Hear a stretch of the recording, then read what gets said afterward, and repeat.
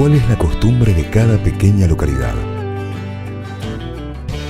¿Cuál es su memoria de tierra y sangre? ¿Cuál es su gente?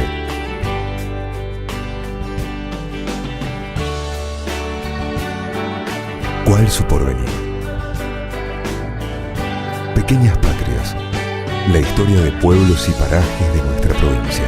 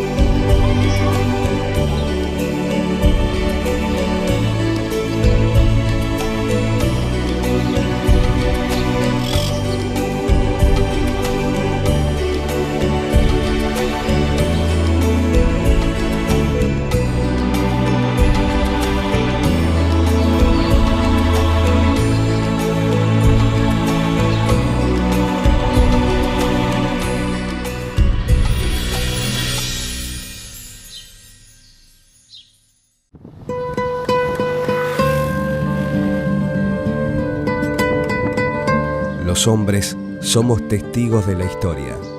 En nuestra memoria espera y en un proceso selectivo vuelve en forma de palabra. En un sentido mágico se vuelve nuestra. Aquí era una pulpería, era el centro del pueblo, era acá, ¿no es cierto? Y estaba la escuela ahí nada más.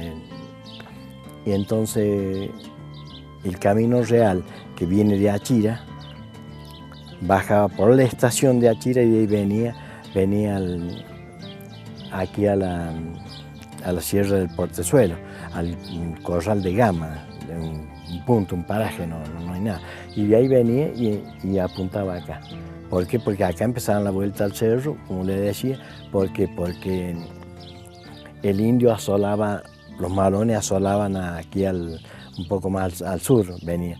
Y claro, entonces yo escapándole, daban la vuelta por acá para ir a San José del Morro, ¿no es cierto? Y la posta del Morro, que estaba allá a 8 kilómetros, que está del pueblo al norte, ¿no es cierto?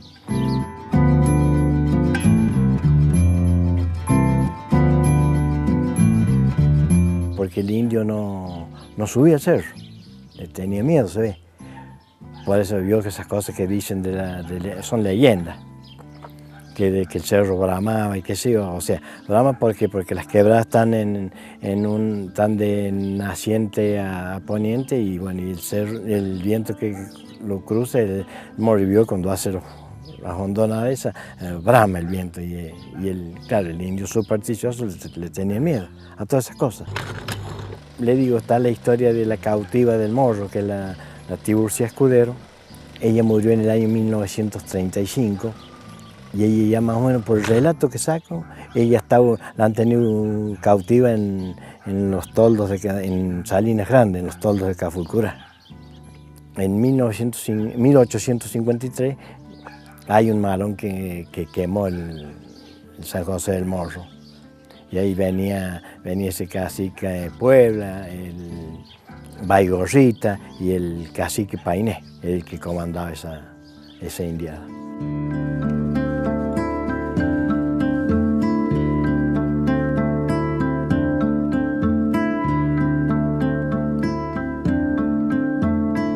Por eso digo, esta sí es zona como le digo, de malones, así, y acá después la gente, ¿qué pasa? Vivía pues había mucho, todo alrededor, fue algo de la minería, que se explotó mucho en su tiempo, el tungsteno, y después crían sus chivas, sus vacas, y nada más no había agricultura. Y en el año 1956, 57, viene un auge de la agricultura, empezaron a venir gente, aquí se alquilaron, eran todos campos abiertos. Así que empezó a venir la agricultura, sembraban girasol, sembraban maíz, y se empezó ahí, así que se hizo toda esta parte, que esta es la punta del valle de Valle de Conlar o Valle Concarán, como le quieran llamar, ¿no es cierto?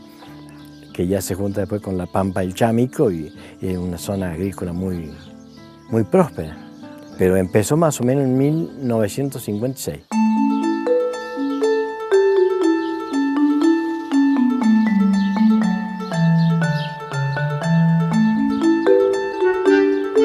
Recito mis propias cosas que hacía hasta hace poco tiempo. Ahora ya casi no escribo porque no veo. La pura verdad, ¿qué va a hacer? Cerro del Morro, mi cerrito, solitario con tu estampa, centinela de la pampa, ese desierto infinito, el que fuera como un mito que el Ranquel asoló, y sus malones obligó a que el lugareño emigre a la quebrada del Tigre, y el indio allí no subió. No me las doy de escritor, me gusta porque me gusta y lo he hecho. Y es una pintura que le hago al cerro, ¿no es cierto? Donde voy nombrando lo que ha sido, lo que es. Cerro del Morro, mi cerrito, cuántas cosas por decir y cuántas cosas que ignoro, como la sirena y el toro que en la olla supo posar. Clásica fábula de mar enclavada en esta senda, será para que se comprenda su magnitud e inmensidad. Y hoy va a la posteridad en brazos de la leyenda. Hay una parte que ahora es un pantano, está bien en la olla del cerro, la olla es adentro, el cerro es un paraje potrero del Morro, como le quieren llamar. Ahí dice que apareció una sirena y con un peine de oro peinaba un toro que tenía ahí, que salía con ella de ahí de la laguna. Pero claro, Dios son cosas de la fantasía. Y el color de tus montañas, majestuosa, colosal, la quebrada de las carditas y la cal van formando un emblema y el poema más poema de la lira universal.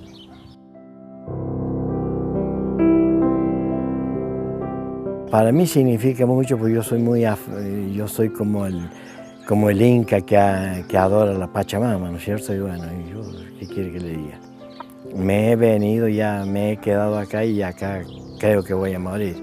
Y el único peligro que tengo es que mis cenizas sean desparramadas acá en el cerro.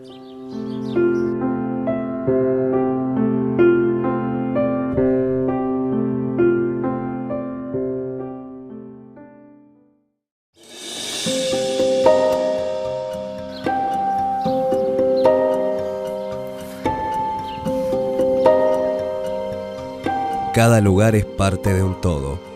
Cada persona es parte de ese lugar. Quizás en las raíces de nuestra sangre encontremos ese todo en partes. Bueno, mis padres han venido mi papá de Polonia y mi mamá de Checoslovaquia. Se casaron allá después de la guerra y vinieron a la Argentina.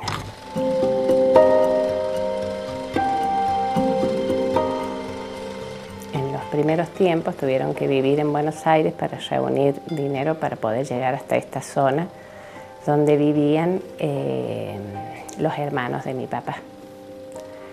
Y bueno, estuvieron viviendo así en distintos lugares cerca de Achiras y después mi papá compró este campo en el año 49 más o menos, donde era todo pajonales y alpatacos. Y un camino muy angosto que solamente pasaban los sulquis. Y bueno, fueron limpiando el campo con mis hermanos, porque yo tengo 8 hermanos. Y bueno, se ha transformado en lo que es hoy.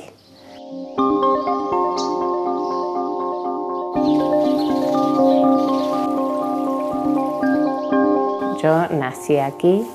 La escuela primaria también la hice acá, unos 5 kilómetros en la casa de un vecino, ahí donde funcionaba la escuela de la Rosita se llamaba.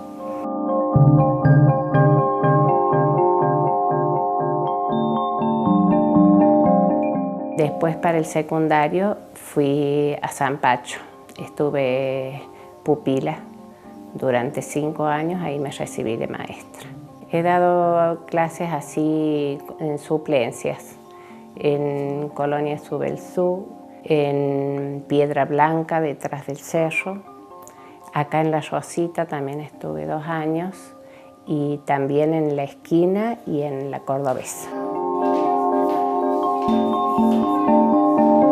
Cuando compró mi padre ya había gente aquí, gente del lugar.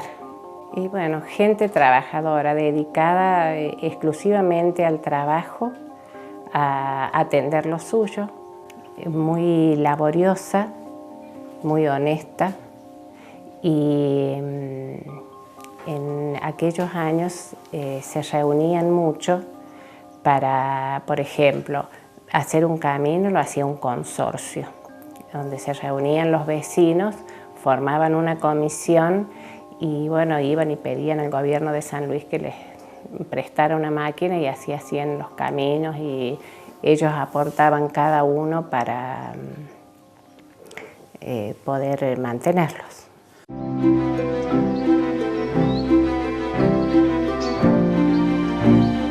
La tranquilidad, como ustedes pueden ver, los paisajes que me rodean, el salir y contemplar esos paisajes, escuchar los pajaritos, respirar el aire puro, vivir tranquilos en una palabra. Sí, yo estuve durante casi 8 años que tenía a los chicos estudiando en Río Cuarto porque acá no había secundario. Entonces es una parte muy dura donde se tiene que separar la familia. Mi esposo quedaba acá y nosotros durante la semana estábamos allá. Y él iba los viernes, nos buscaba, veníamos, le ayudábamos en todas las tareas que podíamos y el domingo de nuevo a Río Cuarto para que los chicos fueran al colegio. Yo me podía haber ido, ya que estudié, podría haber ido a otro lado o haber seguido alguna carrera universitaria y no, me gustó quedarme acá. Y sería como mi lugar en el mundo.